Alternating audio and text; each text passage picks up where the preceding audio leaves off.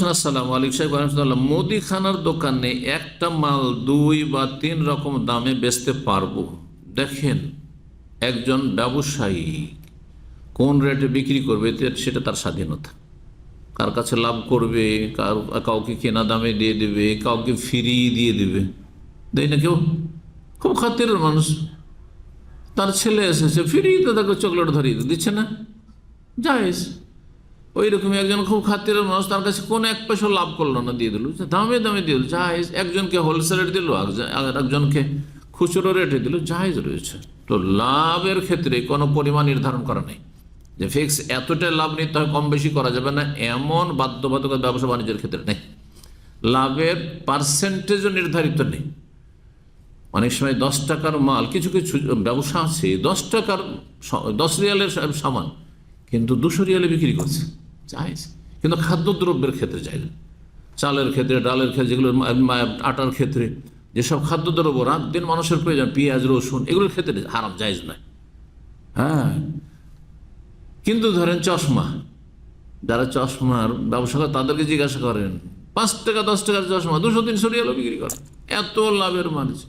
অনেক ব্যবসা এরকম আছে, জায়েজ আছে।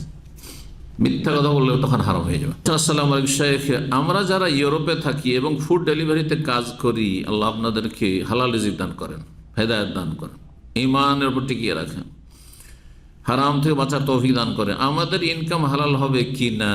কারণ বলছেন নিজেই, আমরা যখন রেস্টুরেন্ট থেকে খাবার নিয়ে কাস্টমারের কাছে দিই, তখন সেখানে হালাল হারাম 2 ধরনের খাবার থাকে। যতটা হালাল পৌঁছালেন ওইটা রুজি হালাল, হ্যাঁ, ওই পারিশ্রমিকটা হালাল। আর যে হারামটা পৌঁছালেন আর ওতে যে আপনি ভাড়াটা পেলেন, পারিশ্রমিক পেলেন, সেই রুজি হারাম। আপনাদের রুজিতে হালাল হারামের সংমিশ্রণ রয়েছে, হালালও খাচ্ছেন, হারামও খাচ্ছেন। আল্লাহ হেদায়েত দান করুন, এসব হারাম থেকে বেঁচে থাকার তৌফিক দান করুন। এমনকি অনেক সময় মদ, বিয়ার এগুলো থাকে, এই রকমের কাজ কারবার করা হারাম, কারণ সেখানে হারাম থেকে বাঁচতে পারবেন না। হঠাৎ করে অর্ডার হয়েছে, যেটা রিসিভ করেছেন অর্ডার, দেখছেন যে মদের, দেখছেন যে শুকুরের গোস্তের, হ্যাঁ, হালাল ফুড নয়, তখন কি করবেন আপনি? জায়েজ নয়। এইরকমই হালাল ফুডের রেস্টুরেন্টে কাজ করা জায়েজ পশ্চিমা দেশে, কিন্তু যেখানে হালাল হারাম সব কিছুই বিক্রি হচ্ছে, আমি শুধু হালাল কাজটা করি, আমি শুধু পেঁয়াজ কাটি, কিন্তু পেঁয়াজটা যে শুকুরের গোস্তে দেওয়া হচ্ছে, কথা বুঝতে পারছেন না? আমি শুধু কি করি, হ্যাঁ, কাস্টমারের কাছ থেকে টাকা নিই, অথবা এমন কাজ করি যেটা সরাসরি হয়তো আমি ওই শুকুরের গোস্ত স্পর্শ করি না, মদ স্পর্শ করি না, না, এইসব চলবে না।